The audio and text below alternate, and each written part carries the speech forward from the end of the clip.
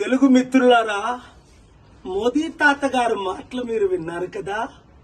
చంద్రబాబు గారు, బ్రదర్ పవన్ కళ్యాణ్, ఇది మనమే చేయాలి, మీరే చెయ్యాలి. అధికారంలో వచ్చినంత వరకు ఏమన్నారు? స్పెషల్ స్టేటస్ ఇస్తాను, స్మార్ట్ సిటీలు కడతాను, నల్లధనం తీసుకొస్తాను, అందరినీ శాంతిగా ఉంచుతాను, అద్భుతాలు చేస్తాను, డాలర్ రూపాయితో సమానం చేస్తాను, 20 కోట్ల ఉద్యోగాలు 10 సంవత్సరాలు ఇస్తాను. ఆ మాటలన్నీ మర్చిపోయి 2014లో వచ్చినప్పుడు మనకి మట్టి దీపము, ఇప్పుడు వచ్చినప్పుడు పవన్ కళ్యాణ్కి ఆ విక్కీ టాబ్లెట్. అప్పులు మనం చేసి మన రాజధాని కట్టుకోవాలట.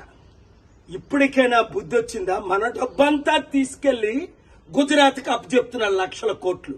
మార్పు రావాలి. మాకు మోదీ వద్దు, మోదీ తొత్తులు వద్దు అన్నవారందరూ క్లిక్ చేయండి, వీడియో ఫార్వర్డ్ చేయండి, మార్పు తీసుకురండి.